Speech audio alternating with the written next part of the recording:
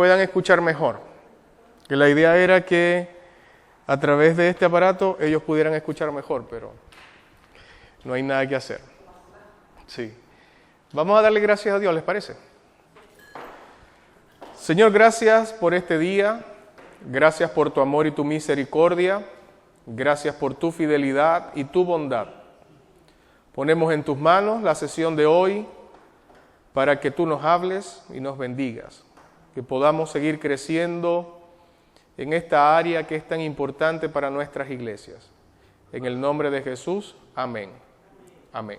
Amén. Bien, ¿están todos muteados? Parece que no. Ahora sí. Hasta yo estaba muteado. Ya. Preguntas en relación a la semana pasada. Preguntas puntuales.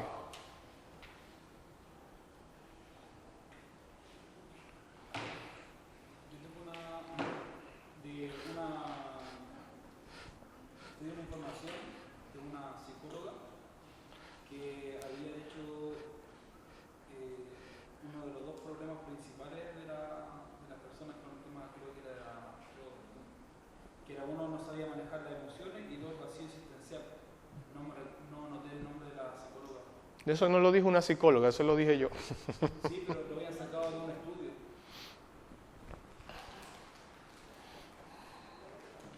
Yo llegué a esa conclusión. Sí, porque me acuerdo o sea, no debatimos, entramos en temas principalmente porque era una persona que no hablaba precisamente de Dios, ya tenía el conocimiento que tenían un vacío existencial las personas. Ya, no. No inventó. Ponelo en silencio. Al micrófono. Al micrófono aquí.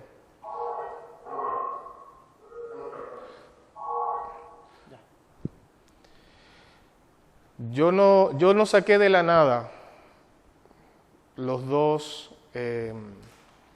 ideas. Yo lo que hice fue analizar lo que ya yo sabía. ¿Y qué era lo que yo sabía? Que el hombre tenía un vacío existencial.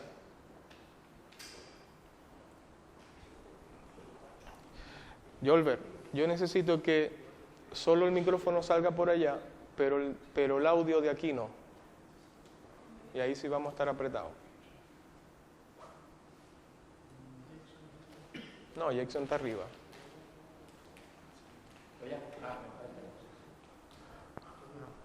¿Qué micrófono necesitas? Que es ese que está ahí. Pero si lo abrí se va a hacer una copia aquí. Entonces, apaguemos esto. Apaguémoslo.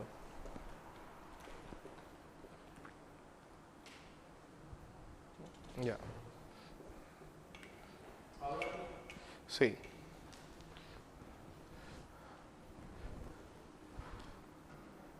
¿Cómo me oyen ustedes, hermanos? Sí. ¿Cómo me oyen? ¿Bien? Ok. Sí, ya lo apagué.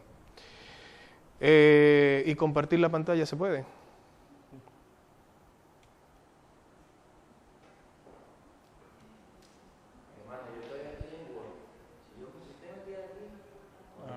Eso, sí.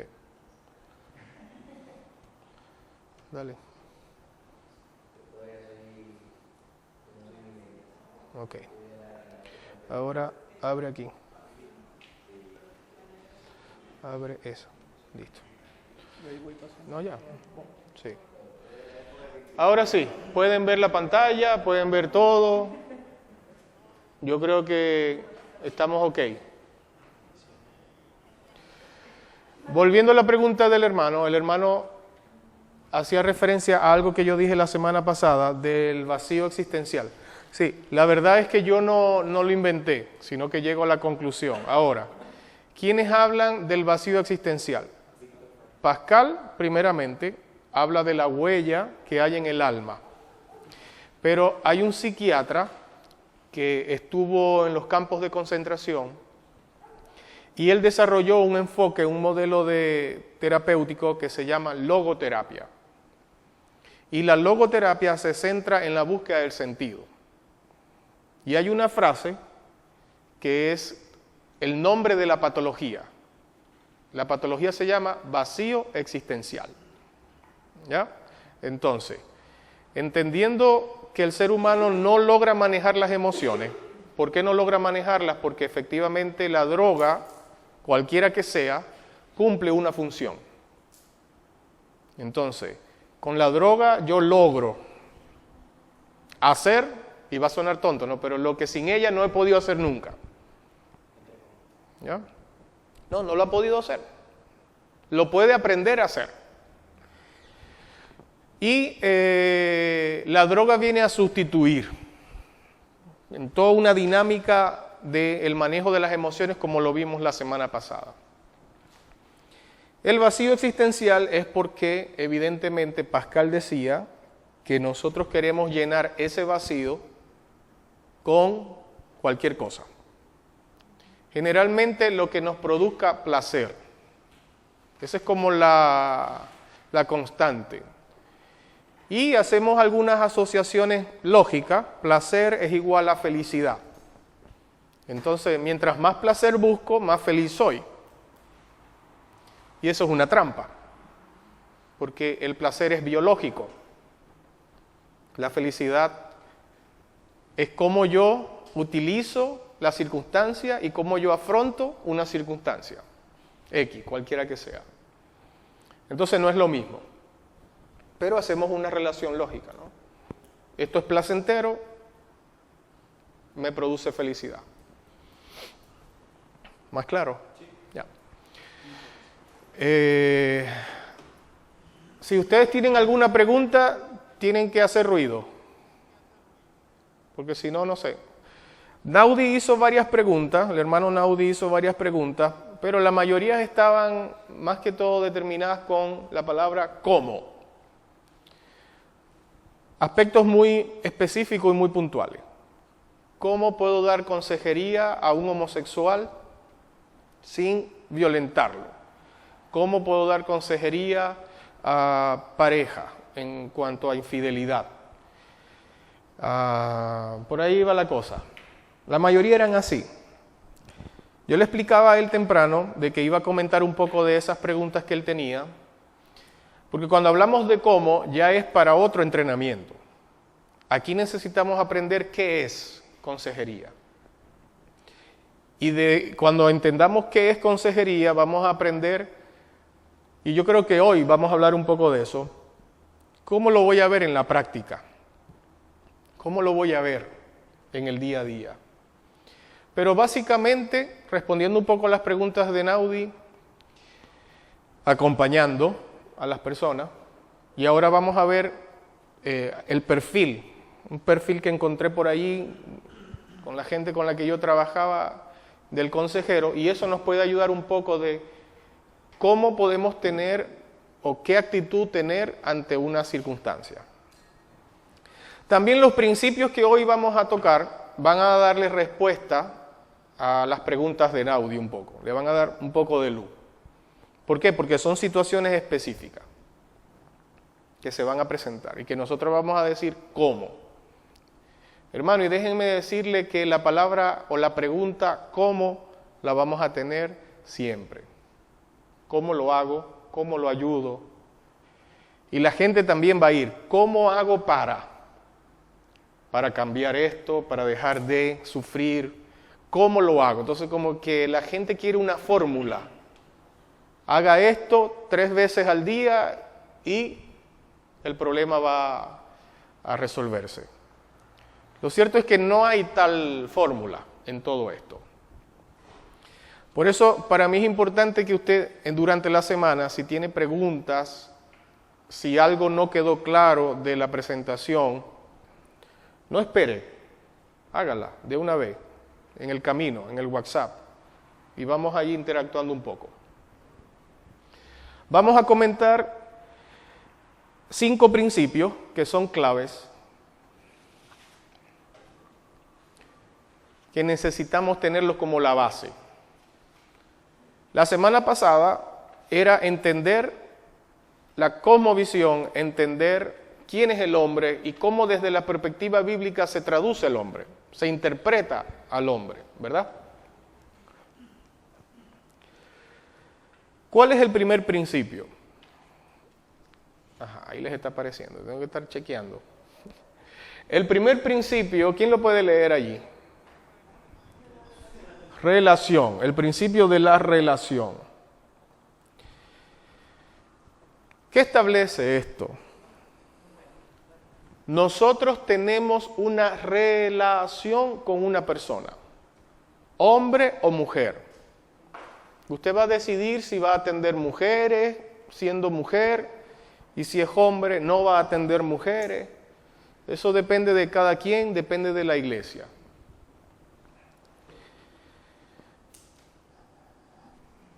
Pero no tenemos control sobre la vida de esa persona. No somos los papás de esa persona para decirle lo que tiene que hacer. No podemos, porque es un peligro eso. En la práctica pastoral, pastor, ¿qué hago? Bueno, perdónelo o perdónela, camine la milla, porque eso es lo que dice la Biblia. Y quizás eso es más simple. Pero pastor, tengo que tomar una decisión. ¿Me cambio de trabajo o no me cambio de trabajo? Bueno, la decisión es suya, no es mía. Porque lo que yo le diga, si no le resulta. En la década del 70 hubo una modalidad, no me gusta usar mucho un movimiento, la palabra movimiento no me gusta usarlo mucho, pero hubo una modalidad de discipulado donde las personas le tenían que rendir cuentas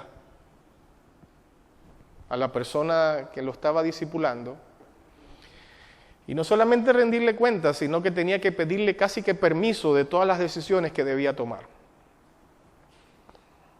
En la relación, las decisiones son de la persona, no son mías.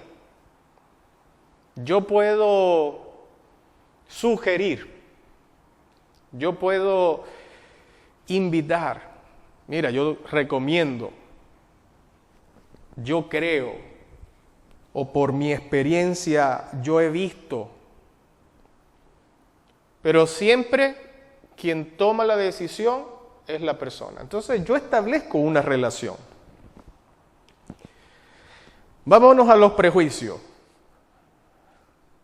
Cuando la persona que está delante de mí no piensa con la misma fe que yo tengo. Cuando la persona que está delante de mí es el delincuente, que mató, que violó y que hizo y deshizo. Y viene a buscar ayuda porque necesita. Hace años en la iglesia hay una jueza, nuestra iglesia en Venezuela, y ella me pidió que atendiera a uno de sus guardaespaldas. El guardaespaldas tenía pinta de guardaespaldas. Era alto, fortachón. Él acababa de salir de la cárcel porque mató a la esposa. Y ella me dijo, él es inocente. Él realmente es inocente. Entonces yo tenía delante de mí a alguien que había matado a su esposa con un tiro de escopeta en la cara accidentalmente.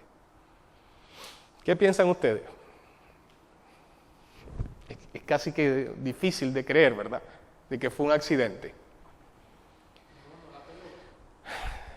Me iba a poner a pensar yo que era mentira, que no podía ser, que cómo. No podía, porque estaba delante de mí buscando ayuda. En la primera consulta estuvo toda la hora llorando. Literalmente.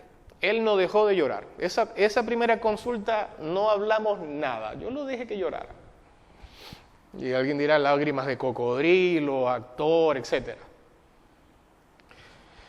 Yo necesito entender de que la gente va a hablar conmigo y yo establezco una relación de dos direcciones. El siguiente principio es el principio de la tolerancia. Hermano, tolerancia no es igual a aceptar. Yo puedo tolerar algo que no acepto.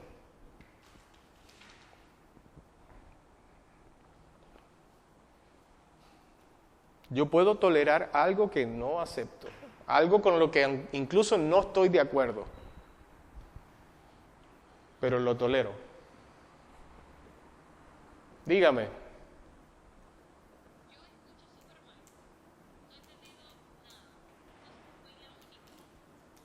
¿Alguien más escucha mal?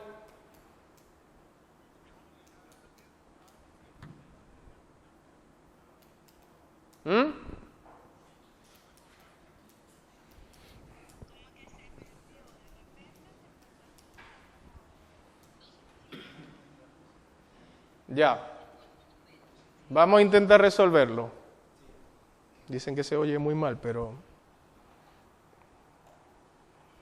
el audio le está saliendo de aquí. ¿El audio?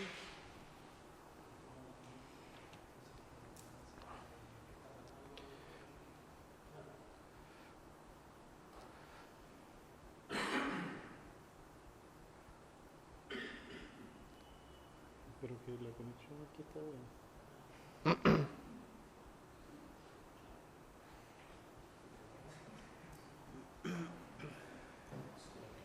El audio que está saliendo es el de aquí y este está conectado por acá. Ya, no, deja eso, no se meta con eso. Quítale el micrófono aquí.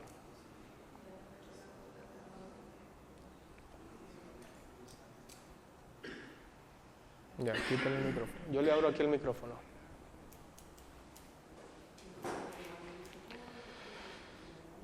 Y ahora,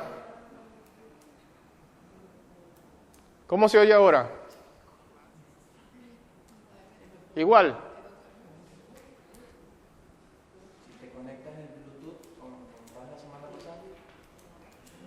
pasada. No tiene batería.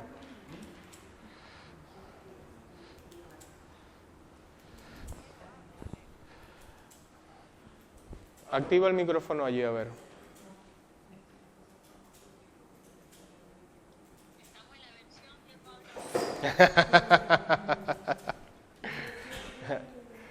Nada.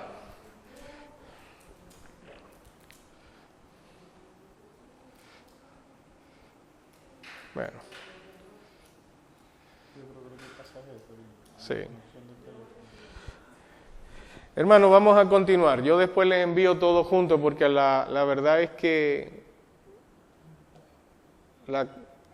sigue teniendo problemas de conexión, rebota la conexión.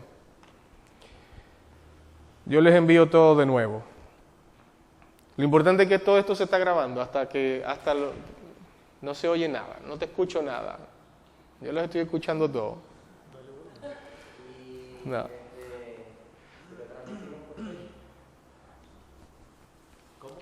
No.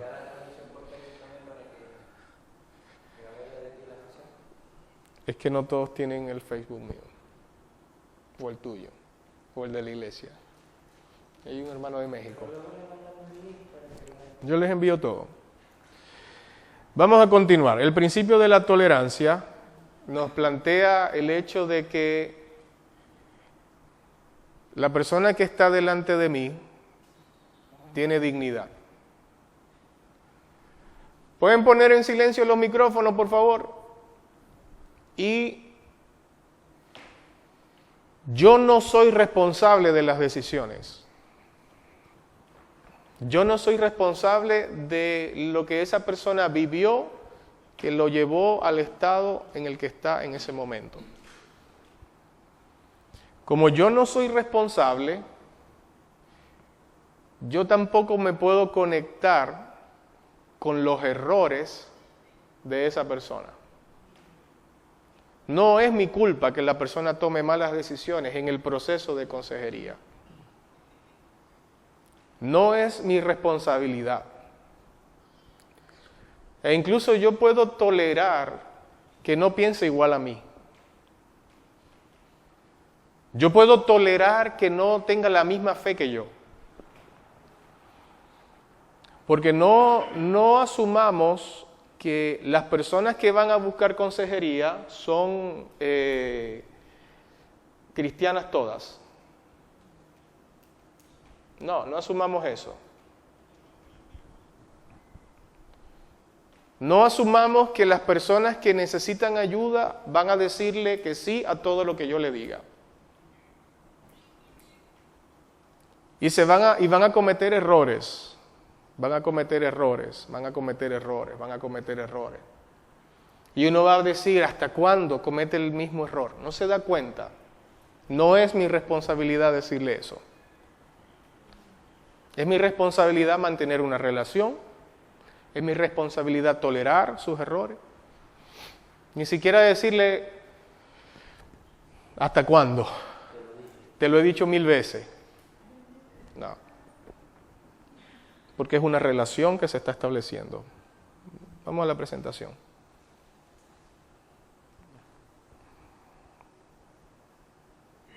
Ahí. El otro principio es el principio de la individualidad.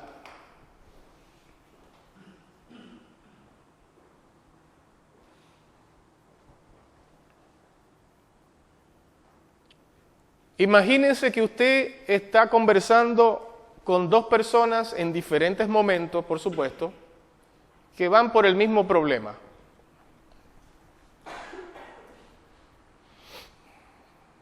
Hago lo mismo. Aplico lo mismo, porque son el mismo problema. Por lógica. Cada persona es única.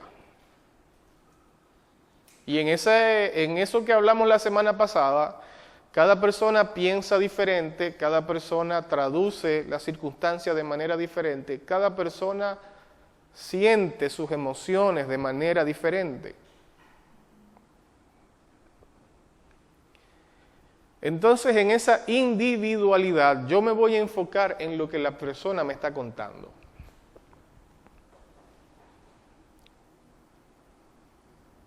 Porque si no, hermano, comenzamos a tener consejerías enlatadas. Y eso no funciona.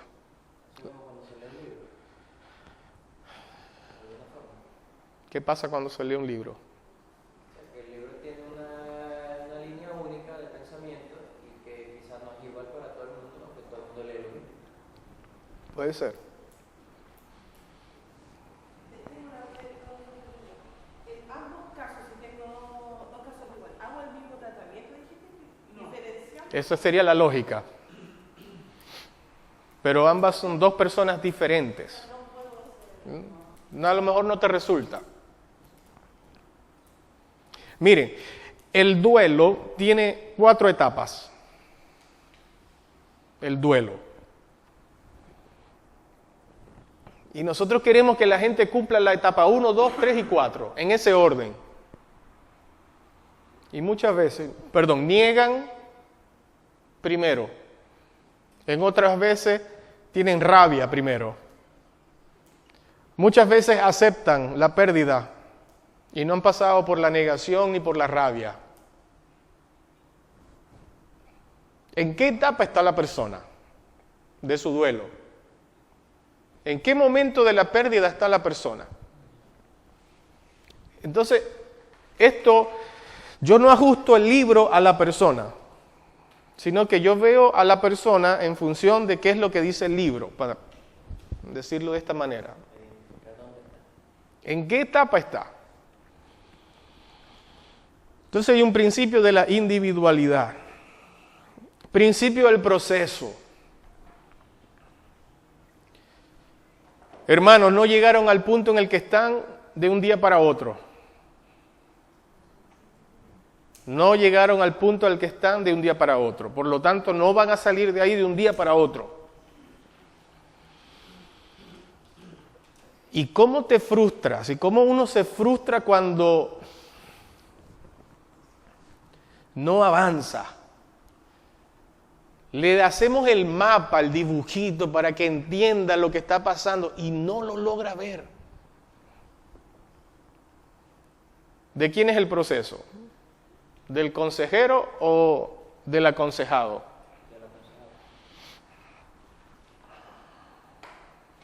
Vamos a tener que luchar con la frustración de ver que alguien puede pasar 1 año, 2 años, estancado en el mismo punto. Esperemos que no.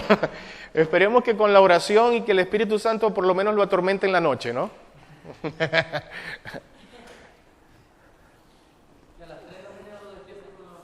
Sí. Pero es un proceso.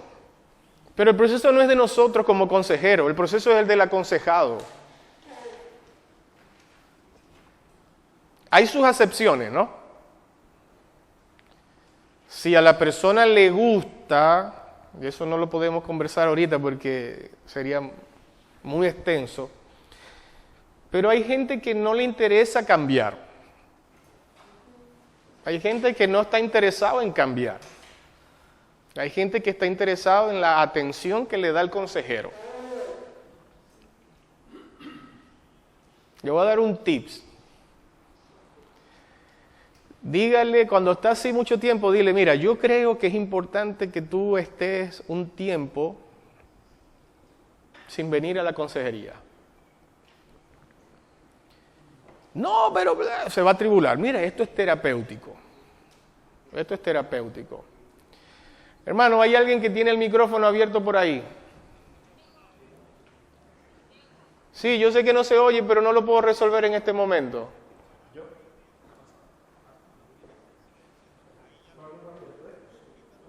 Ahí.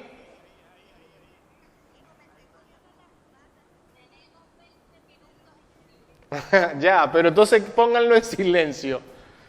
Ya, déjalo así. ¿Pero ellos están viendo la presentación? No, tampoco. Ya se fue. Voy a repetir rápidamente para los hermanos. El primer principio es el principio de la relación. Nosotros establecemos una relación que eso tiene sus límites, tiene sus códigos, pero ¿a qué apunto yo con el principio de la relación? Que yo no soy dueño de las decisiones de la gente. Yo no determino lo que la gente debe o no hacer. Las personas deciden lo que hacen o no. Por lo tanto, no es mi responsabilidad decirle a la persona lo que tiene que hacer. ¿Ok? El otro principio es el principio de la tolerancia. Imagínense, Vilmari, no me llames porque no te voy a atender. Me está llamando, una videollamada. El principio de la tolerancia habla de que muchas veces nosotros vamos a tener a una persona que no piensa igual a mí, ni tiene la misma fe. Vamos a poner un caso que ha pasado mucho. Puedo tener delante de mí a un homosexual, a una prostituta, a una lesbiana, a un delincuente, pero tengo que tolerarlo. El otro principio es el de la individualidad. Aunque yo pueda tener 2 personas con el mismo problema, cada uno lo afronta de manera diferente. Cada uno asume de manera diferente. Por lo tanto, no puedo tener programas de atención que sean enlatados. El otro principio en el que estamos es el principio del proceso. Las personas no llegaron al punto en el que están de un día para otro. Por lo tanto, no van a salir de esa situación de un día para otro. Entonces, es un proceso, tiene su tiempo, hay que acompañarle. Por eso la dinámica de acompañamiento es clave. Y el último principio es supermedular. El principio de la confidencialidad. Hermano, por favor, este es el corazón de nuestro trabajo como consejero, como pastores, como líderes, como ministros, como lo queramos ver. Una vez que nosotros tengamos delante de nosotros a una persona esa vida está en nuestras manos. ¿Por qué? Porque esa persona está depositando todo lo que es en nosotros. De manera que toda esta información que yo manejo me da poder, ¿o no? Yo no puedo utilizar la información que la persona me da para la junta de iglesia. No puedo utilizarla en el caso de que el consejero no sea el pastor. No puedo utilizarla ni siquiera para tomar decisiones disciplinarias. Eso es antiético. Destruimos esa vida.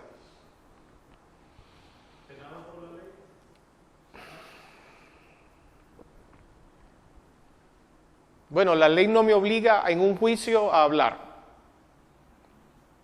No me obliga. No puede obligarme a hablar. Pero estoy tratando de pensar al revés. Si el hablar es penado, la persona me puede demandar. La persona me puede demandar.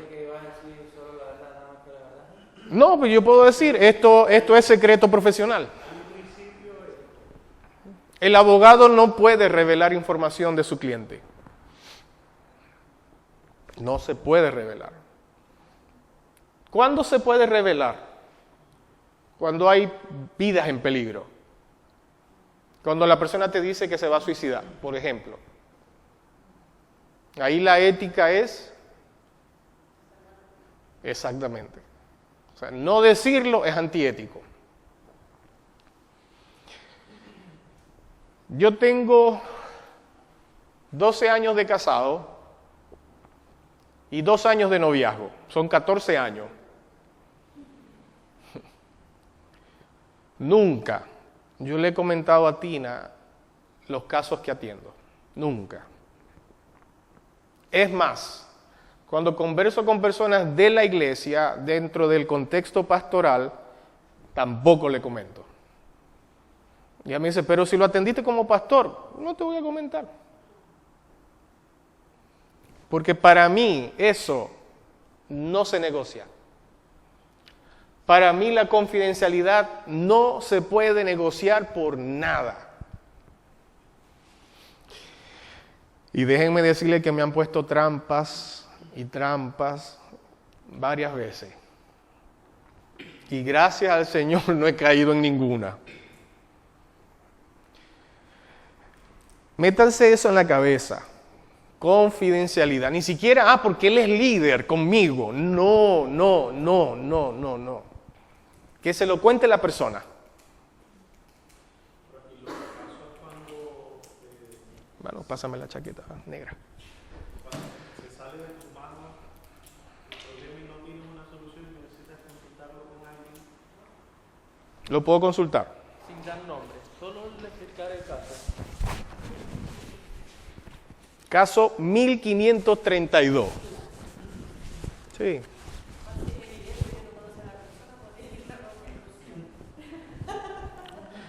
Pero no lo dije yo. Los hermanos están preguntando si en el caso de que yo no sepa qué hacer con una persona, con una situación, ¿qué pasa si busco ayuda de otro profesional? Lo puedo hacer. De otro consejero, lo puedo hacer. Pero no revelarle el nombre de la persona. Hermana. Hermana.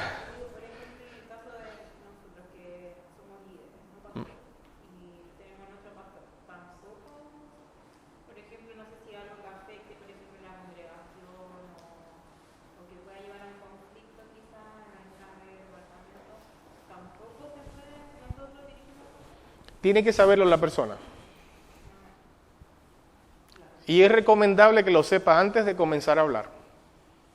Hay que contextualizarlo, ¿verdad? Hay que contextualizarlo.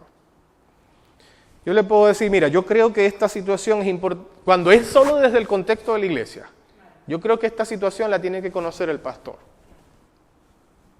Por favor, no. No lo hagas. No lo hagas. Si la persona te dice que no lo hagas, no lo hagas. Pero si eso está afectando áreas de trabajo y de funcionamiento, es tu responsabilidad también decirle, Yo no lo voy a hacer, pero entonces yo te recomiendo que tú hables directamente. Porque esto influye, interfiere. Entonces tú le planteas cuáles son los riesgos. Pero dale tiempo. Dile, piénsalo. Porque muchas veces la gente lo que tiene es miedo. Miedo a perder el estatus, la posición, miedo a X. Entonces tú puedes aprovechar eso para trabajarlo. Proceso. Mira, así como estás, tú estás luchando con eso. Y mientras más te lo guardas, peor es. Pero si tú lo comienzas a hablar con las personas idóneas, te vas a sentir más libre. Es que me van a poner en disciplina. Es mejor la disciplina que da fruto. Entonces buscas en la Biblia. No, la disciplina no produce gozo, pero después da fruto. Entonces, en esa relación tú lo vas a acompañar y lo vas a ir guiando con respecto a lo que dice la Biblia para que tome las mejores decisiones.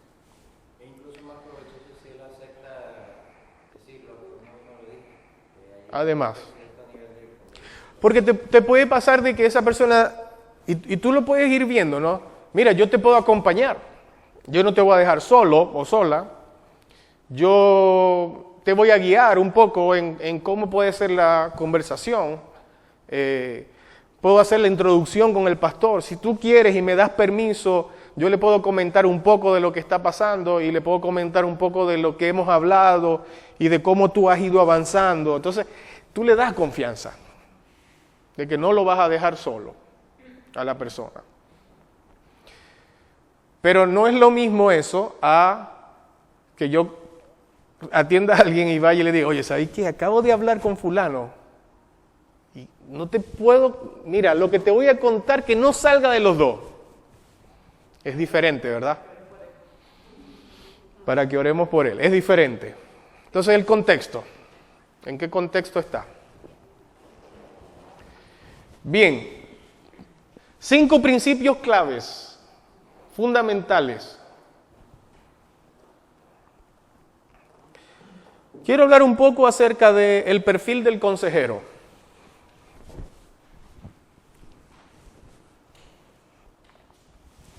El consejero es una persona, y esto lo voy a pasar así un poco, es una persona que ha aceptado un llamado especial de parte de Dios para servir en el ministerio de la consejería. ¿Y qué hace? Guiar, reconciliar, sanar y sostener a personas en crisis. Sana, guía, reconcilia, sostiene personas en crisis y que enfrentan problemas emocionales y espirituales. No todos los problemas que la persona tiene son espirituales, hermano. Llámese espiritual, ataque demoníaco, opresión, influencia, qué sé yo. No todos son espirituales. Una pregunta, ¿dónde entra el asunto de los, yo no sé si tiene que ver con aspectos religiosos o costumbres para el consejero cuando se enfrenta a situaciones que, digamos, organizacionalmente te orientan a tomar determinadas decisiones o esta organización tiene tal principio? Y entonces al margen de eso yo no puedo orientarte de otra forma. Voy a poner un ejemplo. El asunto de las segundas nupcias. Por poner un ejemplo. Habrán posiciones bíblicas que aceptan, que no la aceptan. Pero en ese tipo de conflictos, ¿cómo es el papel del consejero?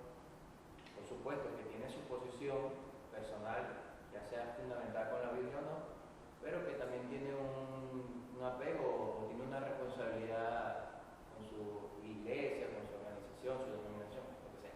Sencillo, hermano. La persona es libre. Búsquese otra iglesia. No es mi responsabilidad resolver ese problema. Mira, la iglesia no te va a permitir casarte. Porque tampoco depende de ti que se case o no se case. Pero la persona es libre, puede buscar otra iglesia. Nosotros no estamos para resolver problemas doctrinales, problemas, vamos a quitar la palabra problema. Nosotros no somos llamados a resolver las situaciones internas de una iglesia, sino de la persona.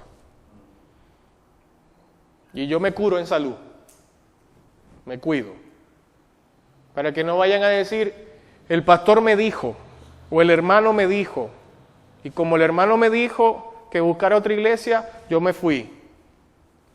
No, yo, hermano o hermana, esa es su decisión. Aquí no, usted sabe que aquí no se puede, pero es su decisión. Siempre eso, hermano, la responsabilidad en la gente, no en mí. No, pero es que usted me dijo, no, yo a usted no le dije que lo hiciera. Yo recomendé, yo sugerí, vimos las opciones, pero es su decisión. Hay gente muy astuta. Gente muy astuta. Entonces, los problemas no siempre son espirituales. Si nos vamos al hecho de que todo es espiritual, pero no todos los problemas tienen una raíz espiritual. Y esto lo digo desde la esquina de lo que hablamos la semana pasada. Espíritu, alma y cuerpo. Que afecta, sí.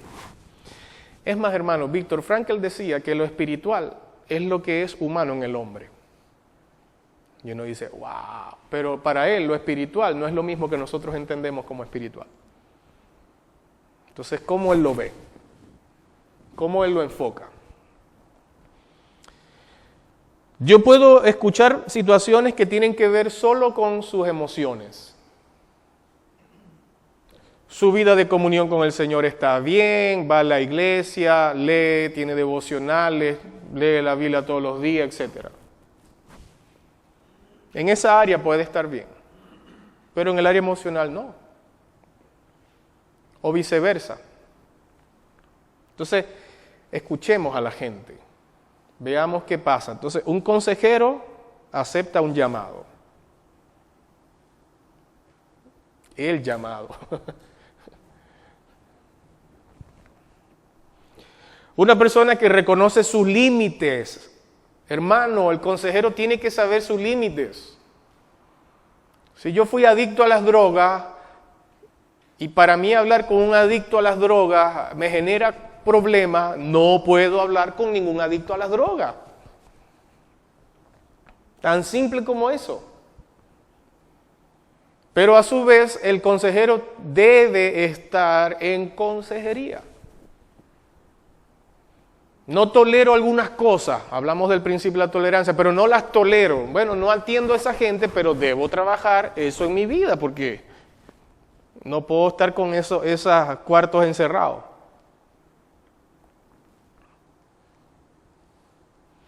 Es una persona conectada y comprometida con una comunidad de fe. Si estamos hablando desde la esquina de la iglesia, el consejero no es un ente aparte. No es que ahora yo soy consejero, no. La autoridad es de la iglesia, ¿no? Y del pastor y de toda la estructura. Pero es una comunidad de fe que la reconoce, la motiva y la alimenta. O sea, estamos dentro del contexto de la iglesia. No nos descontextualizamos. No es que ahora, pastor, yo soy consejero. Ábreme una oficina. Voy a dar consejería. No. Es más, la semana que viene cuando terminemos van a quedar más vacíos en el camino, porque no se va a resolver todo.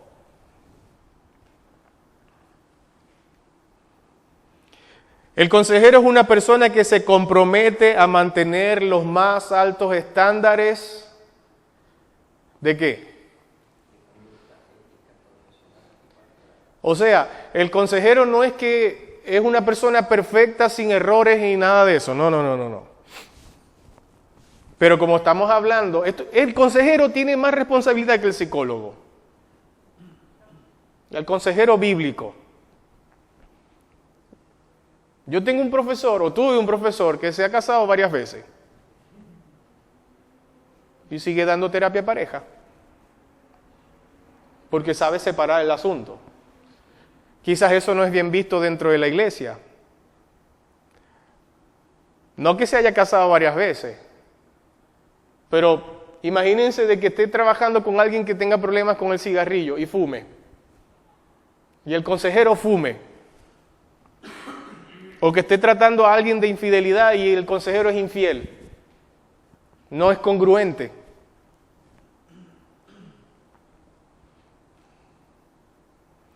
El consejero es una persona que acepta su rol como agente de cambio. Nosotros estamos ayudando a transformar vida. Nosotros estamos en una sociedad. Y yo lo comenté en una reunión, en una oportunidad donde estuvimos con el pastor Luis, ¿no? Yo le decía a los pastores que si nosotros como iglesia lleváramos estadísticas, ¿cuántas personas atendemos en consejería pastoral? ¿Cierto, pastor? ¿A cuántas personas visitamos en la casa? ¿A cuántas personas le llevamos la mercadería? Pero estadística. Eso es una acción social, sin ninguna duda. ¿Cuántos matrimonios no terminaron en divorcio por la intervención del consejero? Es una acción social. Entonces, nosotros como iglesia estamos haciendo una labor al entorno, a las autoridades.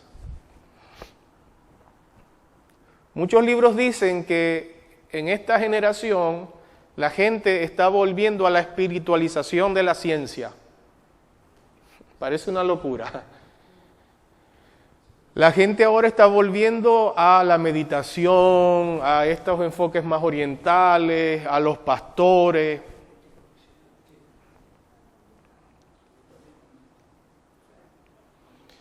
El consejero es una persona capaz de escuchar, y no es fácil escuchar, hermano.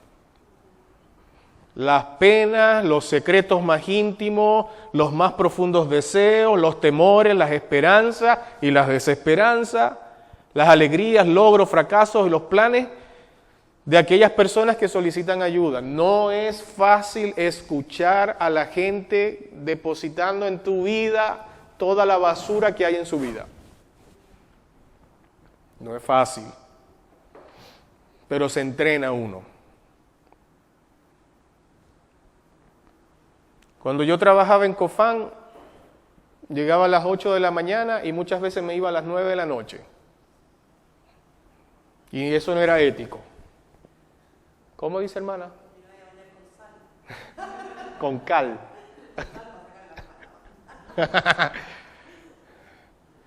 Entonces, eso no era ético, porque lo ético es 5 pacientes al día. Pero yo atendía la mitad como psicólogo y la otra mitad como consejero espiritual.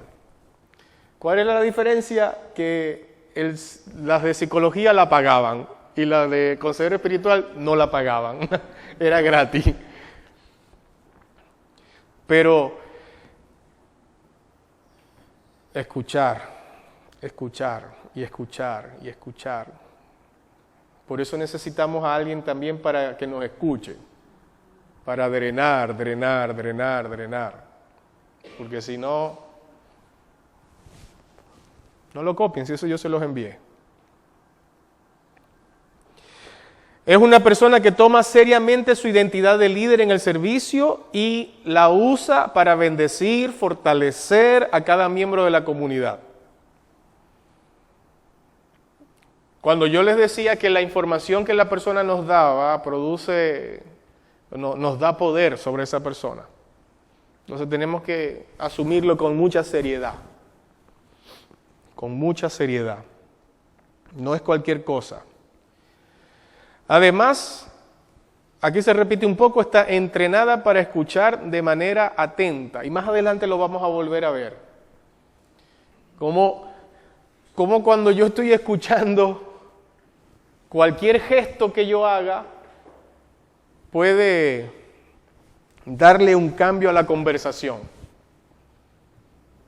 Y ahí necesitamos ser muy intencionales con los gestos que podamos hacer. Sin condenar, sin juzgar las historias que las personas presentan. Pero al mismo tiempo podemos invitarlos y ayudarlos a que examinen eso a la luz de la Escritura. Hermano, yo perdí la capacidad de asombro hace mucho tiempo. Y yo les recomiendo por su salud mental, espiritual, emocional, física, piérdala. El asombrarme mucho. Bueno, por eso se lo estoy diciendo. Yo se lo estoy diciendo. No se asombre. Le voy a decir algo bien morboso desde la esquina psicológica. No lo voy a decir como psicólogo. No hay nada mejor. ¿Cómo se llama esta gente que hace autopsias? Para un forense que recibir a un muerto. ¿Sí o no? Y eso es bien morboso, ¿no? Pero, ¿cómo goza un forense cuando llega un muerto? Yo no estudié medicina porque no podía tratar a un muerto. No puede ser forense del familiar. Cuando todavía sigue la misma gente, y eso es importante.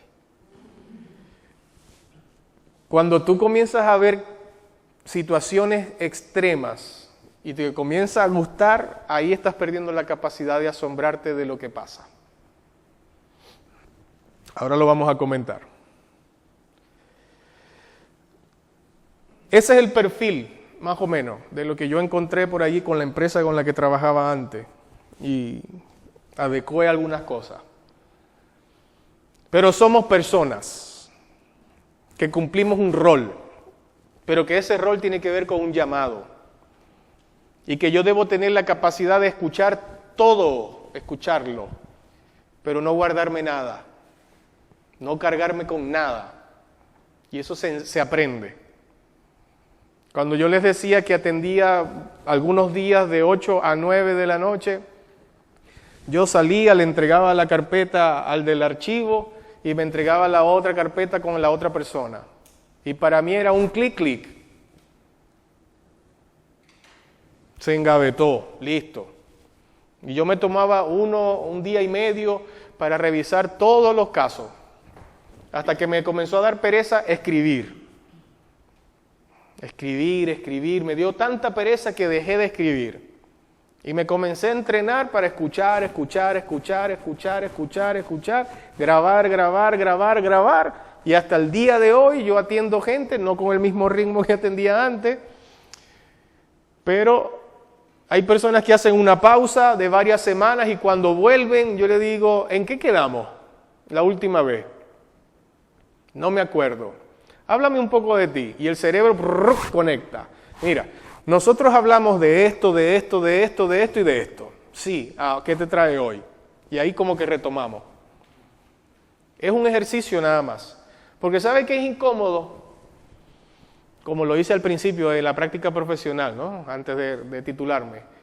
Tenía que copiar todo porque no quería que se me pasara ningún detalle. Y yo copiaba motivo de consulta, y síntomas, contexto, vínculos paternos, vínculos maternos, y trataba de anotar todo y me perdía de escuchar a la gente.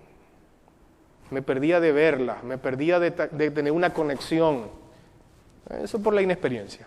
Consulta, ¿qué pasa con la gente que va a consejería, que le gusta ser escuchada, pero no le gusta escuchar? ¿Qué pasa con esa gente? Porque hay mucha gente que va a pedir consejería, ya uno le trata de decir, siguen hablando. ¿Cómo se maneja? Me pasó una vez aquí, con una persona que no lo voy a mirar. No, mentira, no está. No, mire, hablaba. Sí, pero larga, donde lengua larga. Y yo miré el reloj delante de la persona.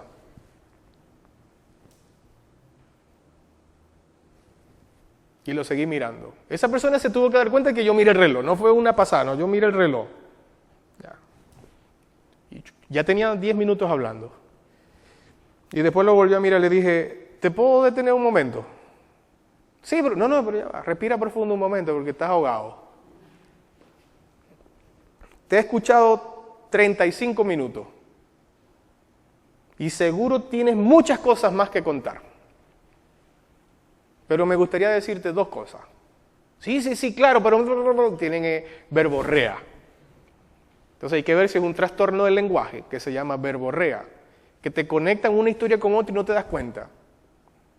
Y pasan de un tema a otro y no te das cuenta. Y tú dices dentro de ti, bueno, cuando termine esta idea lo voy a interrumpir. Y no existe. No hay la manera de cuando termine y comienza con otra. Entonces hay que hacerle un stop ahí.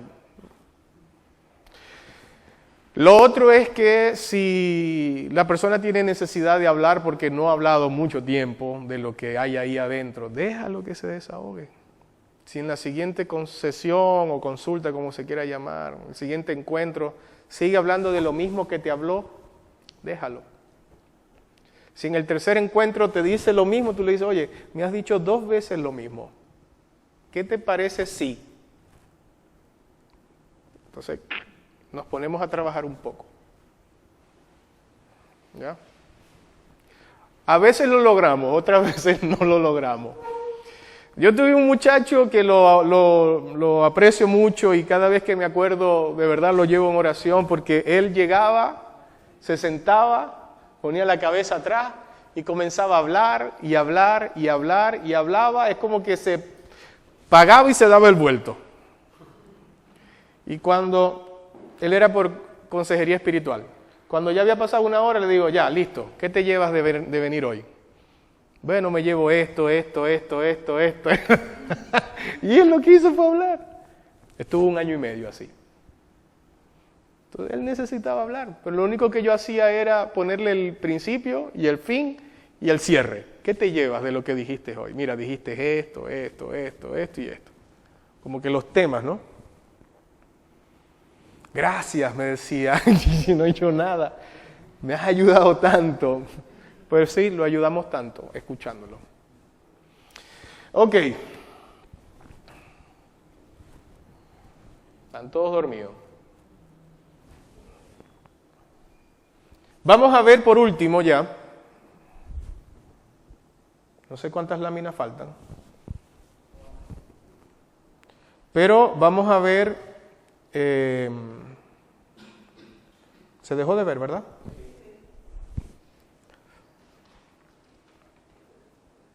¿Y ahora?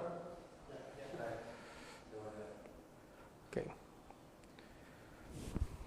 Faltan 8 láminas. Vamos a ver algo un poco más práctico. Esto no estaba dentro de lo que yo tenía pensado. De hecho, solamente tenía pensado en este módulo los 5 primeros principios. Así que quise añadirle algunas otras cosas. Algunas técnicas en la consejería.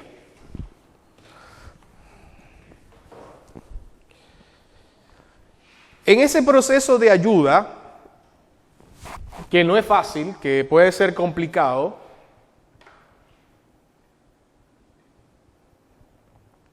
y no se puede condenar fácilmente, o mejor dicho, yo creo que debería decir, se puede condenar fácilmente. Condensar, perdón. Sí. No se puede condensar fácilmente en algunos párrafos. Se usan algunas técnicas que podrían ser útiles. La atención.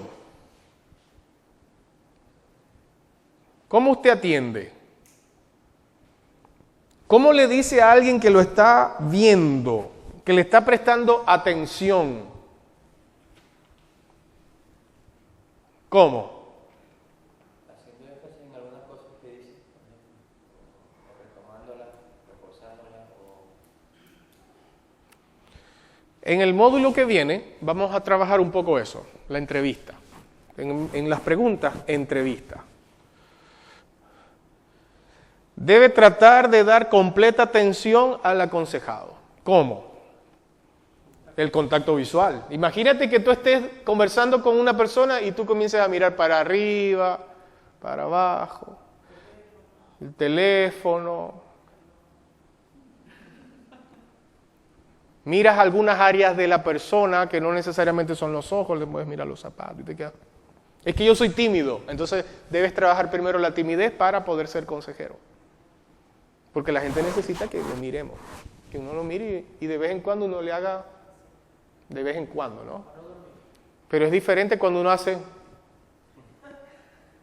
la persona va a decir, ¿qué estoy diciendo? La postura, ¿cómo me siento?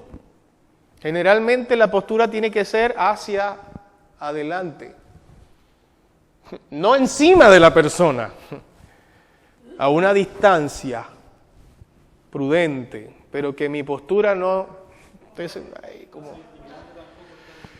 Exactamente. ¿Qué gestos hago? Imagínate que la persona te está diciendo y es un líder de la iglesia, es un anciano, es un pastor, qué sé yo, y te está diciendo una atrocidad y tú... Pero pastor, es que ahí no es el pastor, ahí es la persona. Ahí es la persona que está buscando ayuda. Simple. Pierdan la capacidad de asombro. Cuando uno está gesticulando mucho, o cuando uno de pronto hace y te duele la frente, ¿no? Y te dice algo y uno hace, todo eso está comunicándole algo a la persona. No, tratemos de ser neutrales, relajados.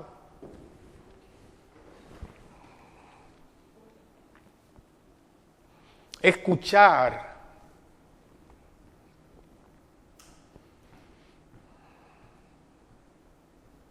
A veces uno tiene como consejero tanto que decir.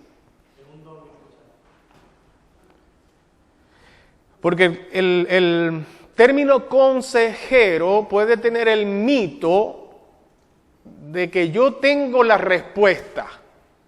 No, olvídense. Olvídense de que nosotros tenemos la respuesta. Porque entonces no los vamos a escuchar, sino que vamos a estar pensando qué decirle. ¿Qué decirle? ¿Qué decirle? ¿Qué decirle? Me dice A, le respondo A. Me dice B, le respondo B. Y es como que en ese debate de ir y de decir, para justificar mis palabras y decirle tú estás mal. Escuche. ¿Cómo escuchamos? Implica algo más que darse cuenta pasivamente o a medias de las palabras que vienen de la otra persona. ¿Qué significa escuchar de manera activa? Atender. ¿Cómo lo atiendo? Cuando la persona está diciendo algo y de pronto se quiebra, yo le digo, tranquilo, tómate tu tiempo, respira profundo, vamos con calma. Y le voy diciendo algo, le digo algo. Yo lo estoy atendiendo, su necesidad. Si de pronto se puso a llorar, no le brinquen a abrazarlo, déjelo que llore. Porque somos tan, como dicen aquí en Chile, nanay, nanay. No, déjelo que llore. A ver si está llorando por algo que es de verdad, algo que no es de verdad, si es genuino, si está manipulando, déjelo que llore. Por aquello de la expresión de las emociones. Porque de pronto te está contando algo y sus ojos se ponen rojos con ganas de llorar, entonces tú le dices, ¿tienes ganas de llorar? Sí, llora. ¡Ah! Y se suelta a llorar. ¿Ves? Lo atiendo.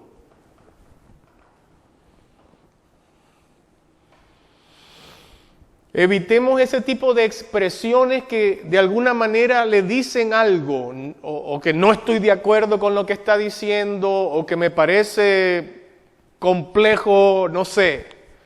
Ese tipo de gestos que llevan implícito un prejuicio, una condenación.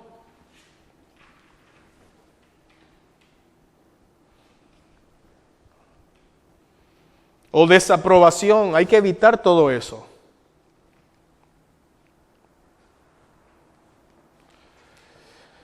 Podemos detectar mensajes verbales y no verbales, detectarlo en la persona. El tono de la voz, la postura, los gestos, las expresiones faciales y otras claves que no son verbales. Como que de pronto cuando comenzó a hablar de un tema específico se apretó. Y apretó las manos o apretó la mandíbula. Cuerpo. Aquí el cuerpo me está hablando. Pero yo no voy a interpretar lo que me está hablando el cuerpo. Yo le voy a decir, oye, ¿sabes qué? Cuando comenzaste a hablar de esto, vi, eso es objetivo, lo vi. Vi que arrugaste la cara, vi que apretaste la mano, vi que golpeaste, vi que de pronto hiciste una pausa y te quedaste sin hablar mucho tiempo. ¿Por qué? Cuéntame. ¿Quieres hablar un poco más de eso? Yo no interpreto el gesto. Yo no le doy sentido al gesto. Yo solamente reflejo un poco ese gesto. Oye, cuando comenzaste a hablar de este tema, levantaste la voz. Me pregunto si es que levantar la voz significa que te da rabia, porque puede ser mi interpretación, y yo me lo pregunto, pero yo quiero que tú me lo digas. Sí, me da rabia y salgo de mis casillas y bra. ¿Ve? Yo no interpreto nada. Yo solo describo lo que está pasando. Lo ideal es centrarse en esa... O sea, no centrarse, pero ver para que... Quizás no pasarlo por alto. Dejarlo un poco, pero saber, aquí hubo un cambio. Y es objetivo, hubo un cambio. Y en el momento que yo tenga la oportunidad, se lo voy a reflejar. Se lo voy a preguntar.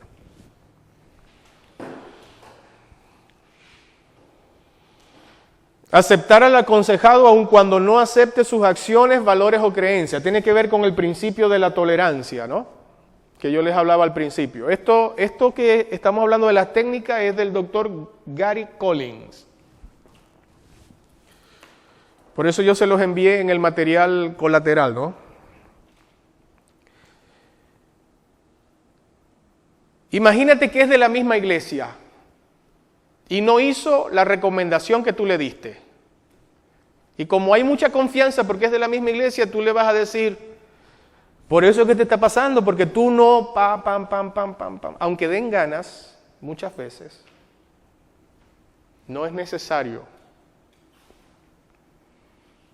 La relación, hay que cuidarla. No quiere decir que no se pueda hacer. Ahora vamos a ver lo que tiene que ver con la confrontación, eso es otra cosa.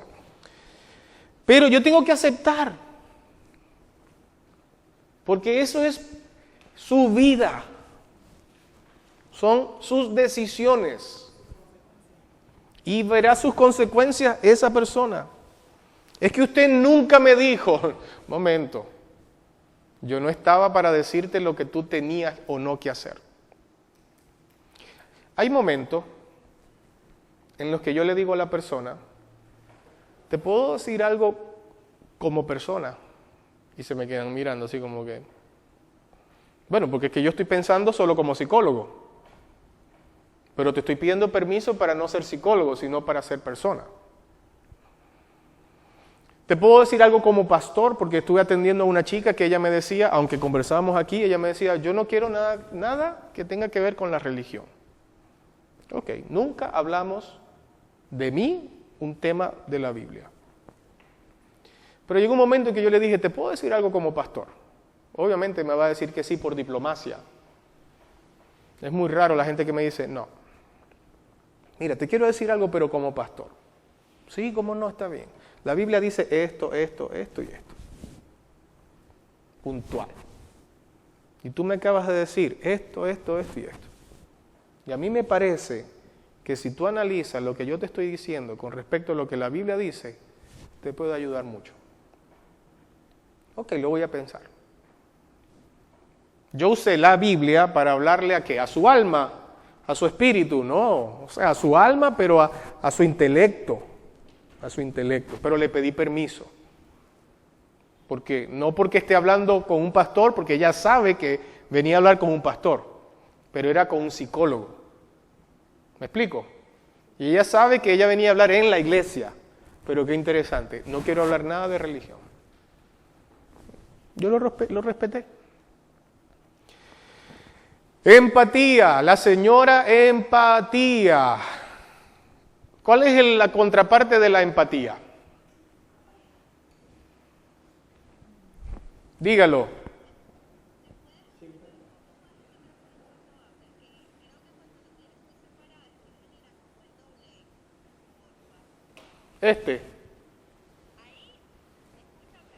Aquí.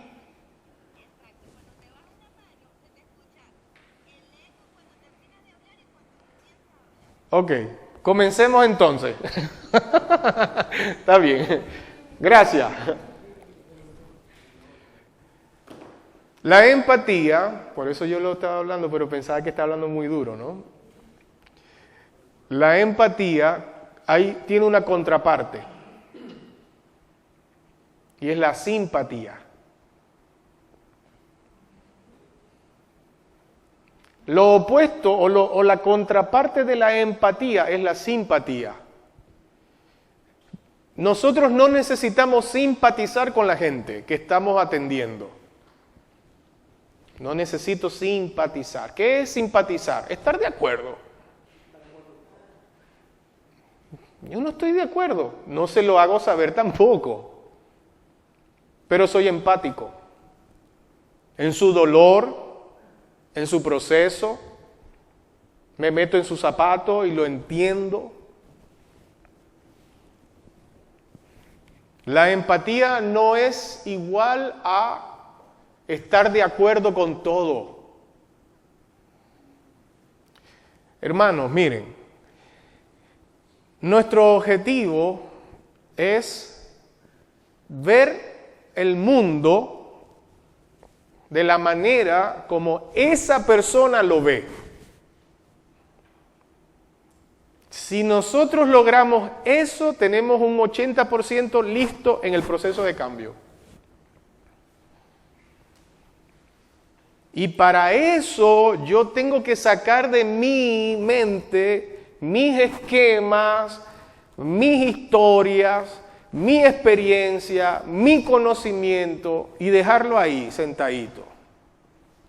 Y yo me quiero comer, masticar todo lo que esta persona me está diciendo para yo ver al mundo de la manera como esa persona lo ve. Por eso es que hay mucho de qué hablar. Porque cuando en la historia hay actores, en esa historia que la persona te cuenta hay diferentes actores, entonces tú le dices, ¿y qué te decía tu mamá? ¿Y tu papá? Pero yo les digo mamá y papá porque ya esa persona los metió en la historia. No es que a mí se me ocurrió. Y si nunca ha hablado del papá, le puedo preguntar, oye, ¿y nunca me has hablado de tu papá? No se lo digo en la primera, sino que yo espero. Ha hablado de la mamá, de la abuela, del tío, de cuando vivió aquí, cuando se mudó, cuando se fue a otra ciudad, cuando se devolvió, cuando el terremoto y va y viene y todo. Oye, pero tu papá no aparece en la historia, ¿no? No, si ese no sirve para nadie, pum. Ah, entonces ya entiendo que hay una relación fracturada. La empatía, la Biblia dice que tenemos que llorar con los que lloran, reír con los que ríen, sentir. ¿Te puedo abrazar? Sí, tranquilo. Vamos para adelante. Y si es de llorar con la persona, lloramos porque somos humanos. Llorar no quiere decir que lo vivimos y no lo he resuelto. O que somos débiles. No, lloremos.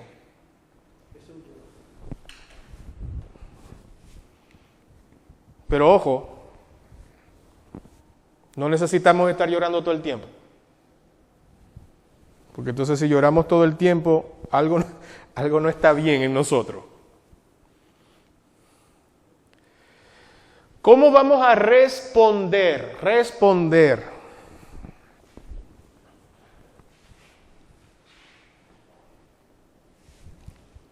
Eso de escuchar no quiere decir que no vamos a hacer nada más. Sí, vamos a hacer cosas, pero invierta más tiempo en escuchar. Haga un promedio. Escuche un 80 y hable un 20. Haga esa balanza. Podemos dirigir.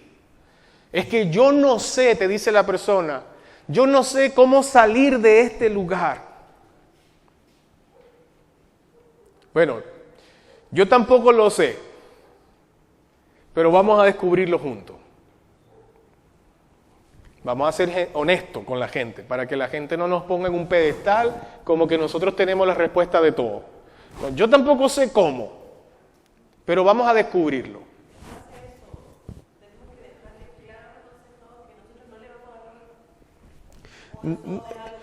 Se lo podemos ir vendiendo. La hermana Jacqueline pregunta si nosotros tenemos que dejarle claro a la persona que no tenemos la respuesta de los problemas.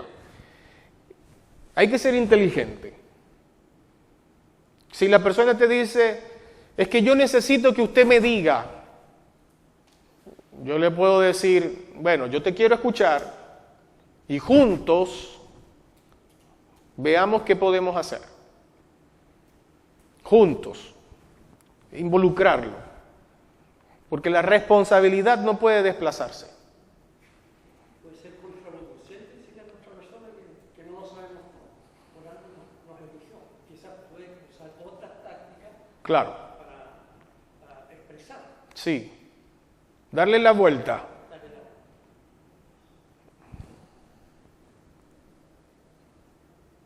No, pensé que alguien me había llamado.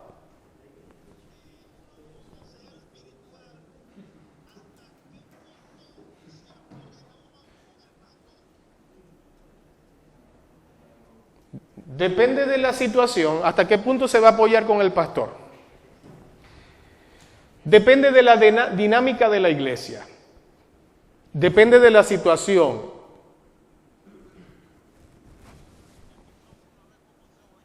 Ajá.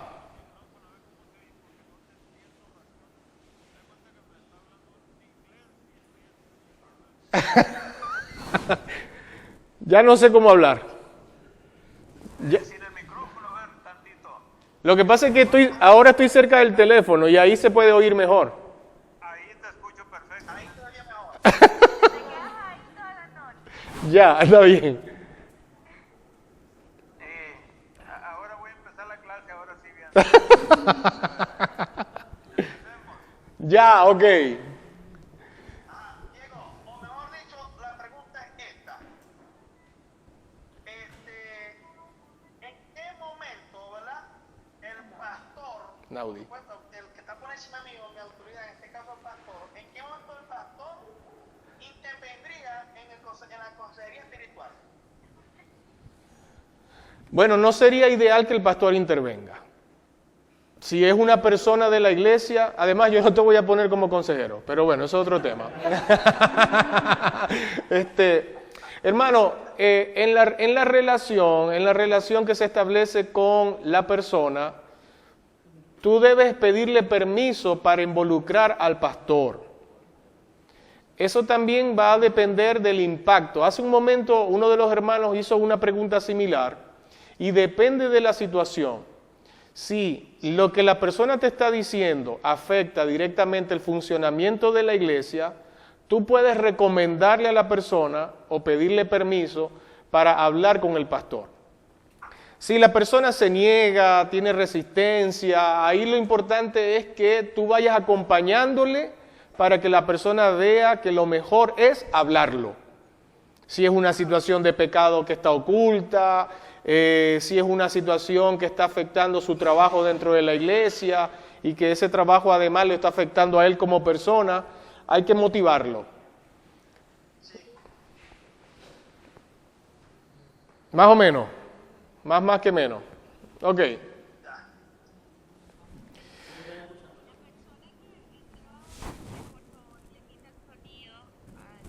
Joel, eso es contigo, hermano. Doctor House. Ya, me voy a parar por aquí. Nosotros podemos entonces dirigir lo que la persona necesita.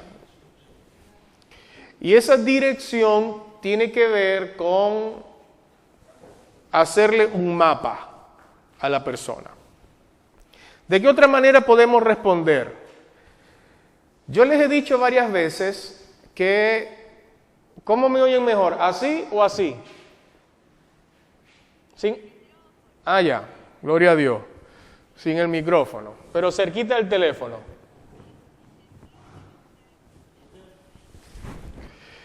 Bueno, la idea es que nosotros podamos muchas veces, como les dije, ¿no? No, porque estoy cerca del micrófono del teléfono. A mí me están viendo el oído. Nosotros podemos decirle a la persona lo que está haciendo.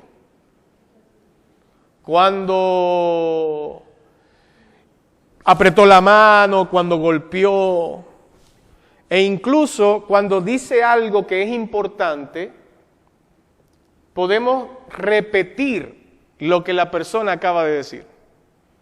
Podemos decirle, oye, acabas de decir esto y esto, y me parece interesante, porque necesitamos que se detenga y lo escuche otra vez. Se escuche a sí mismo. ¿Qué otra forma? Miren que las preguntas están casi al final. Evitemos, hermanos, las preguntas que comienzan ¿por qué?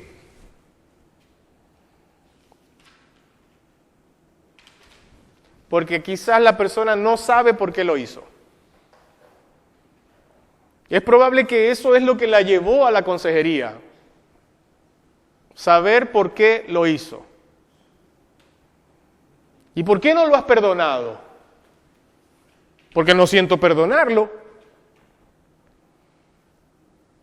¿Y por qué no vuelves a la casa? No son preguntas que tenemos que tener cuidado con la respuesta. Es más, hermano, a lo mejor esto le va a complicar un poco más. Pero necesitamos aprender a tener la respuesta, saber la respuesta antes de hacer la pregunta. Porque la respuesta no es para mí. La respuesta es para la persona. Lo que la persona diga es lo que yo quiero que esa persona escuche. Entonces trate de no hacer muchas preguntas al principio. Sino, cuéntame más. ¿Qué quisiste decir con esto? ¿Hace cuánto tiempo te pasó esto? ¿Cuánto te dolió? ¿Cuánta rabia te da? O sea, preguntas que puedan ser abiertas, ¿no? Pero eso lo vamos a trabajar entonces el módulo que viene. ¿Qué tipo de preguntas podemos hacer? ¿O cuáles son las que nos van a dar más información? Lo otro no es hacerle un cuestionario a la persona. Preguntar. No es necesario.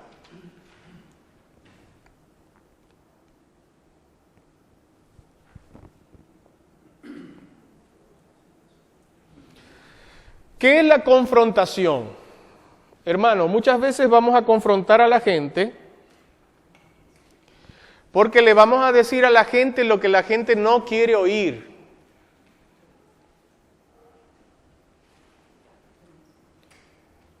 Lamentablemente usamos mucho la técnica de la confrontación y esa técnica es restregarle la verdad en la cara, en otras palabras.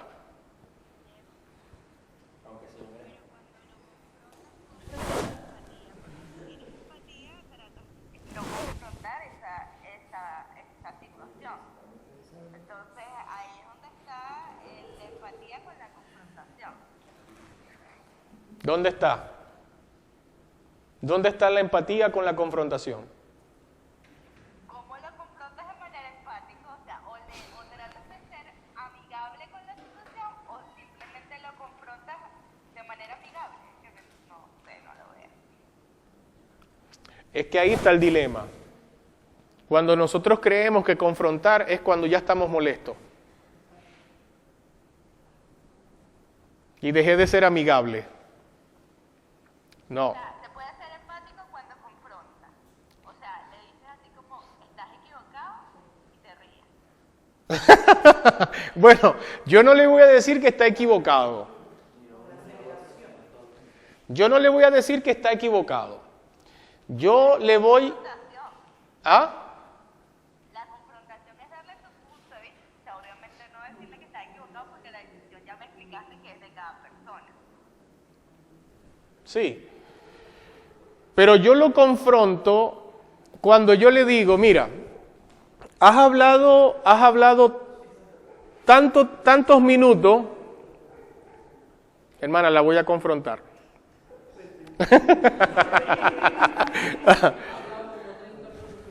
Sí. Yo lo confronto cuando yo le digo lo que no quiere ver de sí mismo. Cuando yo le estoy buscando un ejemplo real. Yo les puedo decir, fulanito, cuando hablaste acerca de, ¿tienes algún problema con tu papá? No, mi relación con mi papá está perfecta. Y de repente, cuando dice algo de su papá, pone un gesto o algo por el estilo, y yo le digo, ¿te diste cuenta que cuando hablaste de tu papá hiciste tal, ¿por qué pusiste esa cara cuando hablaste de tu papá? Ah, no, porque quizás en el pasado hizo o dijo alguna otra cosa. Te estoy diciendo, señalando que quizás hay algo que no está diciendo. Ujú. Yo tengo también ese ejemplo. Van juntas. Cuando la persona te está manifestando una problemática, que es lo que está sintiendo, ¿no? O es lo que, a lo que está aludiendo como un problema, y tú dices, ok, ya te escuché. Y luego al poco tiempo te vuelve a decir lo mismo, y al poco tiempo te vuelve a decir lo mismo, y lo tienes como un círculo vicioso que entonces tú le dices, ya va, tienes tanto rato hablándome de lo mismo, y yo estoy tratando de proponerte que, como ya lo sabemos, hacemos otro tema y tú vuelves a lo mismo. ¿Eso pudiera ser? Claro, ahí lo que hay es una lucha de intereses de temas. Pero si la persona te está diciendo, es que yo le tengo fobia a las arañas, pero se fue a vivir al campo. Le tengo fobia a los ratones de cola larga, pero se fue a vivir al campo y hace su vida en el campo. Entonces tú le dices, oye, si le tienes miedo a los ratones y a las arañas, ¿cómo es eso de que te fuiste a vivir al campo? Porque ahí está la patología. Es que yo no puedo perdonar a mi esposo o a mi esposa. Y te lo dice todos los días que conversan. Dice, mira, tú dices cada vez que hablas de este tema, dice que no lo puedes perdonar, pero ya le has dado 4 hijos.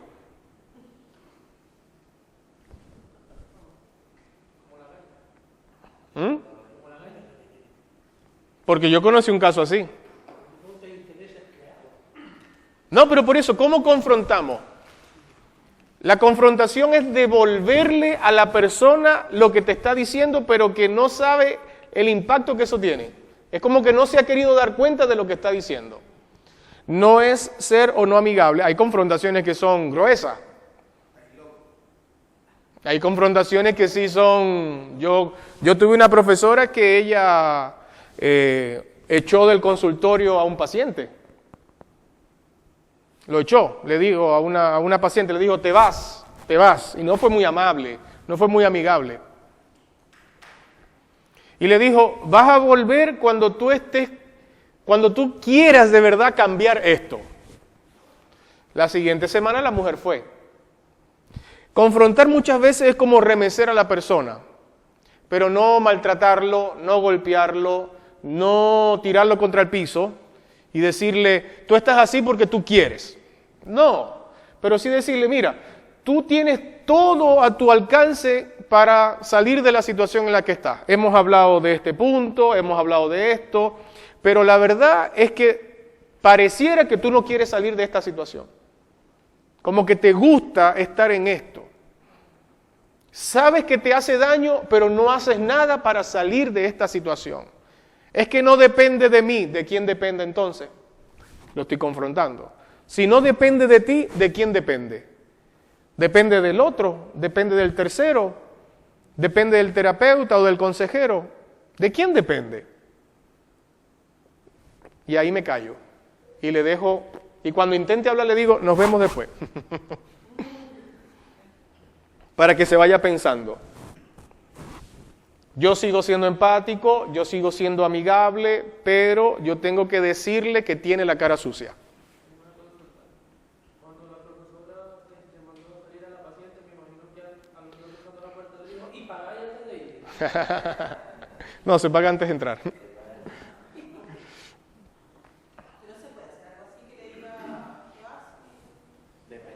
¿Cómo? ¿Se puede despacharla de esa manera? Sí. Freud la haría. Yo tuve que, nosotros en serio tuvimos que decir, mire, estamos perdiendo el tiempo aquí y las cosas que están manifestando son recurrentes y no se ve ninguna intención de asumir. Claro. Mire, me acuerdo de un caso que atendí hace mucho tiempo.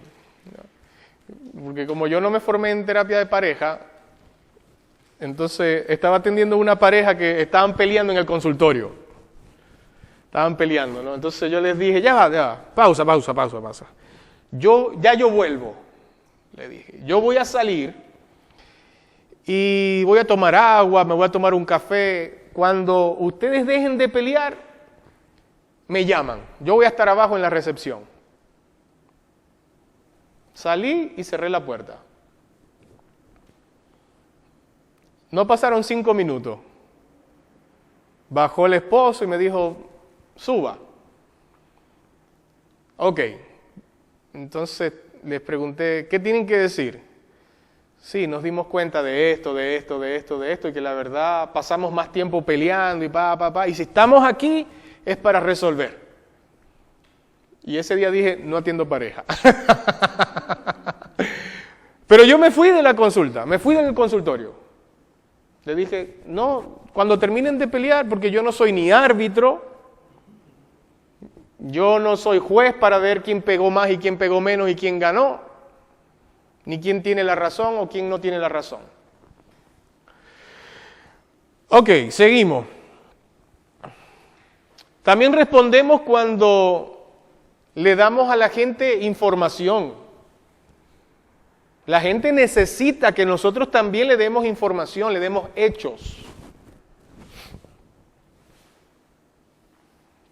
Y esto está relacionado directamente con mi capacidad de conocer la Biblia, también, como el recurso más valioso que nosotros tenemos.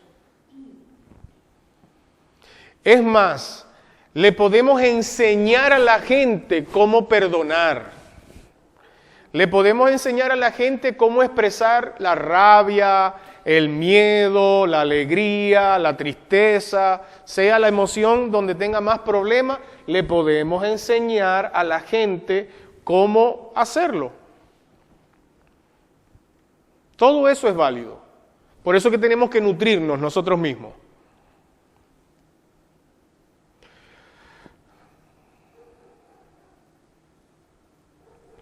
Podemos interpretar entonces. Cuando nosotros describimos, estamos interpretando. Cuando nosotros le decimos a la persona, porque ya se lo hemos preguntado, ¿qué haces tú cuando alguien, en un caso hipotético, en una discusión con el papá, ¿qué haces tú? No, yo tiro la puerta, lo dejo hablando solo. ¿Y qué dice la Biblia con respecto a eso? Bueno, la Biblia me dice que tengo que honrar a mis padres. ¿Y cómo se honra a los papás? Pero es que él no tiene la razón. No, yo no te estoy preguntando si tiene o no la razón. Yo te estoy preguntando cómo se honra a los padres.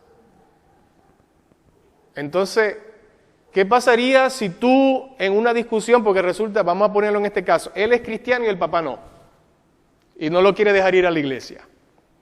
Que esos casos yo los he escuchado mucho, me imagino que usted también, jóvenes que van a nuestras iglesias y que los papás no son cristianos.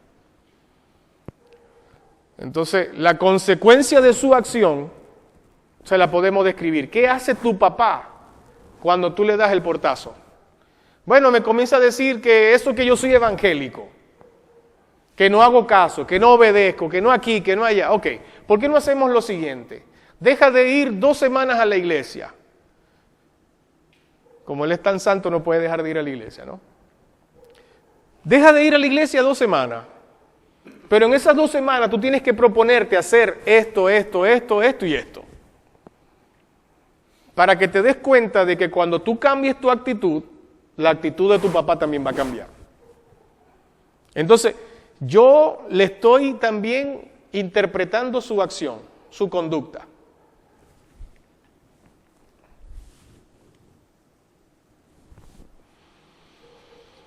Ok, alentar, animar, porque la gente te va a preguntar, ¿usted cree que yo voy a salir de esto? ¿Usted cree que yo voy a poder resolver esto?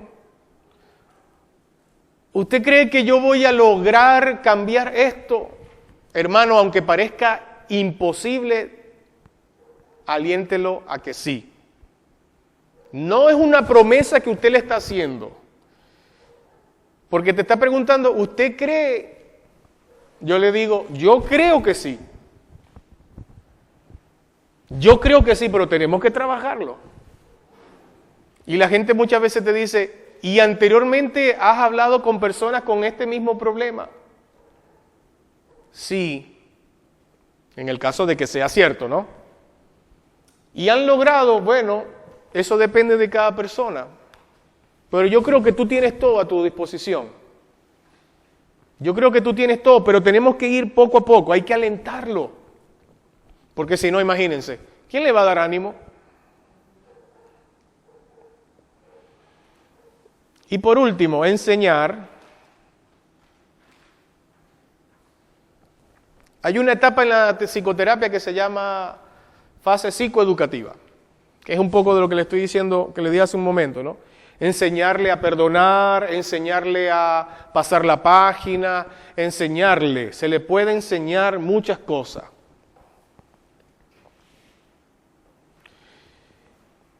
El enseñar, hermano, la Biblia es útil para instruir. Cuando la persona tiene una información guardada, que está en su intelecto, y no sabe cómo cambiar, yo le tengo que dar otra información. Y esa otra información es la que la Biblia me dice. Cuando yo le comienzo a dar esa otra información, esa persona tiene que impregnarse. Obviamente hay una modificación en la forma de pensar, hay una modificación en la forma de traducir la circunstancia, hay una modificación. Pero yo le enseño. Filtrar. Los buenos consejeros son gente específica que no cree todo lo que el aconsejado le dice. Y si son jóvenes, menos. Filtremos. Pero es sabio recordar que los aconsejados no siempre dicen toda la historia y no siempre dicen lo que ellos realmente quieren. Cuando en la historia hay otros actores involucrados y tenemos la posibilidad de tener ese encuentro, escuchemos las versiones. Escuchemos todas las versiones y no nos quedemos únicamente con lo que la persona me dice. Porque lo que la persona me dice es su esquema, es su perspectiva. Es su verdad. Entonces filtremos un poco, filtremos. Estamos listos. Diego, hace rato dijiste algo como que ayudabas a las personas a hacer un esquema, algo así, pero no lo terminaste la idea, o no te escuché la idea. Es probable. Nosotros podemos ayudar a la gente un paso a paso. Las personas están en el punto A y quieren llegar al punto B, que es la solución absoluta de lo que los llevó a la consejería. No pretendamos hacer un puente directo, pero podemos ir guiándoles paso a paso. Hermano, miren, esto es con papel y lápiz muchas veces, hasta dónde la persona puede llegar. ¿Tú crees, por ejemplo, yo atendí a una chica acá, a esta que les estaba comentando, ella fue violada, adulta, una muchacha adulta, 20 y tantos años, ella fue violada en su casa, vivía con su pareja junto con unos amigos, estaban bebiendo alcohol y fumando marihuana, y después que estaban todos ya que no tenían conciencia, uno de ellos entró a la habitación y la violó. Pasó el tiempo, ella se lo dijo a él y ella había cargado con todo esto durante mucho tiempo. Sumado al hecho de que su papá, ella viene de una comuna fuera de la región metropolitana, más de campo, y su papá le dijo, te vas a ir a estudiar a Santiago, vas a venir con una barriga y Entonces ella tenía todo eso. La expectativa del papá, el que se venía a Santiago, ya estaba trabajando. Entonces yo le pregunté, ¿quién sabe de esta situación? Porque fueron a juicio, el muchacho estuvo preso, o sea, la cosa caminó. Una de las cosas que ella contaba era que su novio no la protegió. Evidentemente ya no estaban juntos, no la protegió. Pero ella cargaba con el peso de la violación. Y yo le pregunté, ¿a quién le has contado esto? A nadie, me dice. ¿Quién es tu círculo de apoyo en tu familia, en tu vida? Mi mamá. ¿Lo has hablado con ella alguna vez? No, no lo he hablado con ella. ¿Por qué? No le dije por qué, pero porque en tanto tiempo no lo has hablado con ella. Me dice, lo que pasa es que si yo hablo con ella, probablemente se lo va a contar a mi papá y yo no quiero tener problemas. Ok, eso no lo vas a saber hasta que no lo hables. Entonces ya yo sabía que no la podía forzar a que hablara con la mamá sin antes que ella pudiera resolver los riesgos de hablar con la mamá. Y después que ella resolviera los riesgos de hablar con la mamá, entonces ver si ella podía acceder a un sí. Ni siquiera hacerlo, sino a decir, sí quiero hablarlo. Entonces ese es un paso a paso. Hablamos de los riesgos, hablamos de las consecuencias, hablamos de lo que podría, pura especulación. Cuando ya tenía más o menos ese panorama, le dije, ¿y por qué no piensas entonces en que armemos un discurso? ¿Qué decirle? ¿Y cómo decirle? Ya en ese punto ya habíamos hablado de todo lo que significaba para ella la violación. Es decir, estamos hablando como de 2-3 meses. Entonces ella me dijo, sí, me gustaría. Ok, trae tu discurso. ¿Cuáles serían los puntos que tú crees más relevantes, concretos, que le pudieras hablar a tu mamá? Y ella llevó su esquema. Entonces hicimos un paso a paso.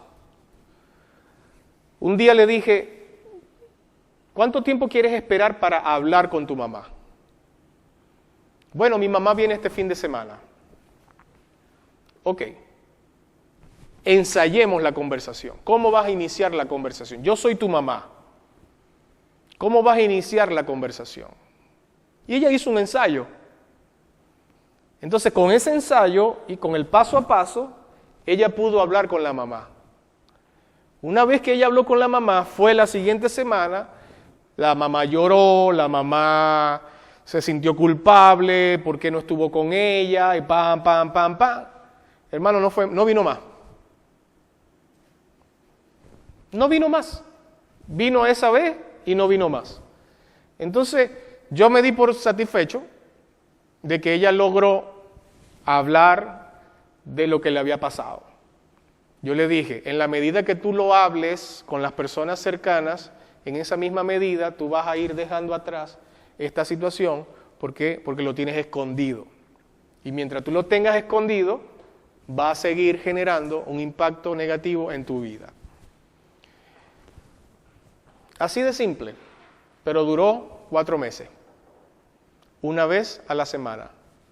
Una vez a la semana. Entonces, es ese paso a paso, Dayana.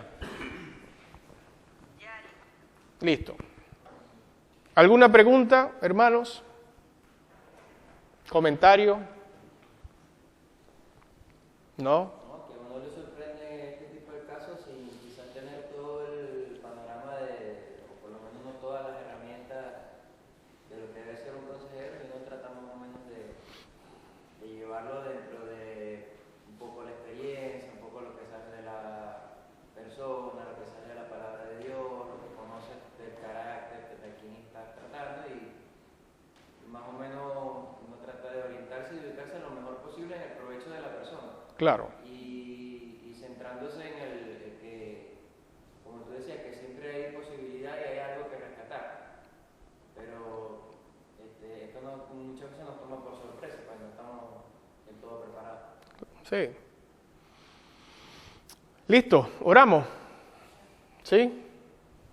Hermanos, vamos a orar entonces para darle gracias por este día. Señor, gracias por tu amor y tu misericordia. Gracias por tu fidelidad y tu bondad. Gracias porque tú tienes planes. Ayúdanos, Señor, a integrar esta información que tenemos y ayúdanos a integrar a nuestra vida estos principios. Dirígenos y que podamos ser de bendición para otras personas. Te lo pedimos, Señor, y te damos gracias. En el nombre de Jesús, despídenos con paz y con bendición. Amén y amén.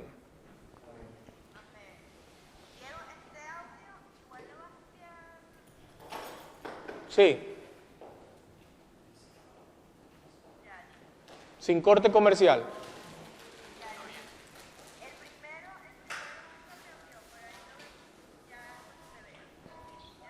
Ok, te lo puedo reenviar.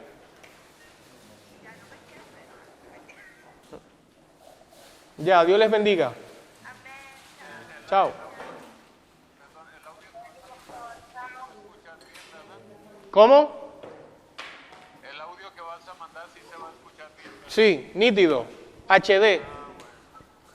Bueno, pues gracias. Dios te bendiga. Amén.